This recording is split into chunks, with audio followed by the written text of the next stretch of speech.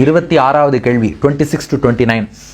கிம் ஸ்வித் குருதரம் பூமேகே, பூமியை விட மதிக்கத்தக்கவர் யார்? கிம் ஸ்வித் உச்சதரம் ச காத்து, வானத்தை விட உயர்ந்தவர் யார்? கிம் ஸ்வித் சீக்கிரதரம் வாயோகோ, காற்றை விட வேகமாக பயணிப்பவர் யார்? கிம் ஸ்வித் பகுதரம் திருநாத்து, புல்லை விட அல்பமானது எது? ஓகே, அப்ப பதில் பார்த்துடலாமா? கிம் ஸ்வித் குருதரம் பூமேகே, பூமியை விட உயர்ந்தவர் மதிக்கத்தக்கவர் யார்? தாய். மாதா குருதரா பூமேகே, தாய் தான் பூமியை விட உயர்ந்தவள். அகழ்வாரை தாங்கும் நிலம்னு சொல்றோம். நாம மிதிச்சா கூட பூமி தேவி பொறுத்துப்பா, ஆனா குழந்தை மிதிச்சா கூட சந்தோஷப்படுறவோ அம்மா. அந்த தாயின் பொறுமைங்கிறது யாருக்கும் வராது. பெற்ற மனம் பித்துங்கிறா இல்லையா? ஒரு குழந்தை தன்னை கஷ்டப்படுத்தினாலும், 1000 தான் அந்த குழந்தையினால கஷ்டம் இருந்தாலும், அம்மா ஒருத்தர் தான் நம்மளை விட்டு கொடுக்க மாட்டான். நாளைக்கு அந்த குழந்தை நாளைக்கு ஒரு தப்பே பண்ணிட்டான், உலகமே அவனை தூற்றினாலும் நம்பி சொல்லலாம், வேற யார் மனைவியோ மற்ற குழந்தை யார் நம்ம பக்கம் இருப்பான்னு தெரியாது, ஆனால் ஷூராக ஒன்று சொல்லலாம், அம்மா மட்டும் அந்த குழந்தையை என்னைக்கும் கைவிட்டுற மாட்டான். அதுதான் தூய நிலமாய் கிடப்பாள், தன் தோளில் என்னை சுமப்பாள், தன்மை இல்லாமல் நான் மிதித்தாலும் தாய்மையிலே மனம் கனிந்திருப்பாள்.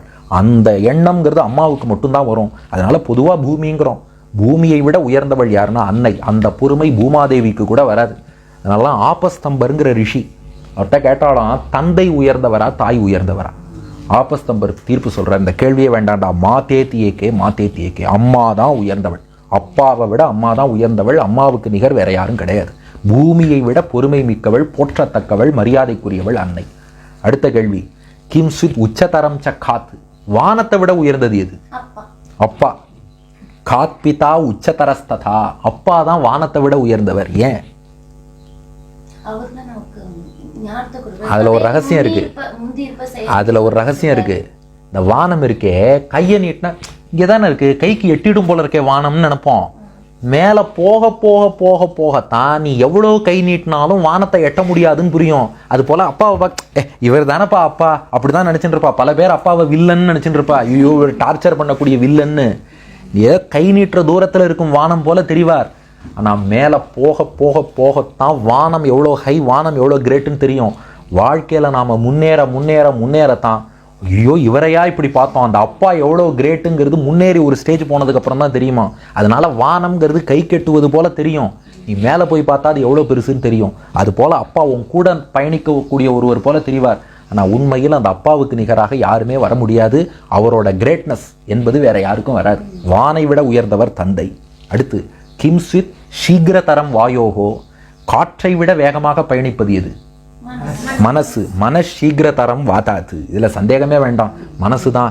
ஏன்னா இங்க உட்காந்து உபன்யாசம் கேட்கிறோம்னு நினைப்போம், மனசு அப்படியே யூஎஸ்க்கு போகும், ஆஸ்திரேலியாவுக்கு போகும், லண்டனுக்கு போகும், இந்தியாவுக்கும் போகும், அப்புறம் திரும்பி அப்படியே பிராங்க்ஃபர்ட்டுக்கும் வந்துடும். இந்த ஸ்பீட்ல வேற யாரால பயணிக்க முடியும் சொல்லுங்க? எத்தனை ஃபிளைட்டோ ட்ரெயினோ, நீ என்ன வேணாலும் மெட்ரோ கண்டுபிடி, ஜெட்டு கண்டுபிடி, ராக்கெட் கண்டுபிடி, என் மனசு போற வேகத்தை யாராலையும் மேட்ச் பண்ண முடியாது. அதனால காற்றை விட வேகமாக பயணிப்பது மனசு. அடுத்து 29, கிம் ஸ்வித் பகுதரம் திருநாத்து, திருணம்னா புல்லுன்னு அர்த்தம். பொதுவாகவே புல்லுன்னா அற்பமான விஷயம்போம். இதெல்லாம் வெறும் புல்லுக்கு சமண்டா அப்படின்னா என்ன அர்த்தம்? அற்பம்னு அர்த்தம். இந்த இடத்துல பகுத்தரம்னா இன்னும் அற்பம்னு அர்த்தம். புல்லே அற்பமானது, புல்லை விட அற்பமானது எது?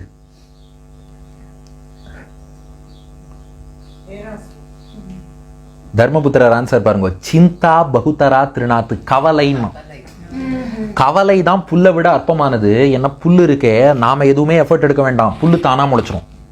அதே போலதான் கவலையும். நம்ம அப்படி தூங்கி எழுந்துறாப்புல எழுந்துப்போம், பார்த்தா மனசுக்குள்ள 1000 கவலை அப்படியே முளைச்சிருக்கும். இந்த கவலைக்கு இடம் கொடுக்காத. புல்லு அதிகமா முளைச்சா என்ன பண்றோம்? அப்பப்போ கட் பண்ணி அதை கழிச்சு வைக்கிறோம் இல்லையா? அது போல இந்த கவலையும் கழிச்சு வச்சிரு. கவலையை மட்டும் ரொம்ப மனசுல வளர்த்துக்காத. புல்லு முளைக்கிற மாதிரி within a fraction of second கவலைங்கிறது புல்லு போல முளைச்சிரும். ஆனா புல்லு எவ்வளோ அற்பமானதோ கவலையும் அற்பமானது. இந்த கவலைக்கு இடம் கொடுக்காத. கிரேசி மோகன் ஒரு கதை சொன்னார். ஒரு நண்பர் வந்து கிரேசி மோகன்கிட்ட சொன்னாராம், எனக்கு ஒரு 7-8 கவலை, எல்லாத்துலேயும் ரொம்ப கவலைப்பட்டு இருக்கேன். என்னடா உனக்கு 7-8 கவலைன்னு கேட்டார். இல்லை, இந்த மாதம் வீட்டு வாடகை 10,000 ரூபா கட்டணும், அது ஒரு கவலை. இஎம்ஐ 20,000 ரூபா கட்டணும், அது ஒரு கவலை. ஸ்கூல் ஃபீஸ் 15,000 ரூபா கட்டணும், அது ஒரு கவலை. இப்படி ஒரு 7-8 சொல்லி 1.5 லட்சம் ரூபாய் கணக்கு சொன்னாராம். ஏன்டா 1.5 லட்சம் ரூபா வேணும்னு ஒரே கவலையா போட்டு போகலாமே, இது எதுக்கு 7-8 கவலை நீ போடணும்? அதான் பகுத்தரம் திருநாத்து. இந்த கவலை இருக்கே, அதை அப்படியே கம்பார்ட்மெண்ட் போட்டுன்னு மனசுக்குள்ள ஆக்கிரமிச்சுடுமா.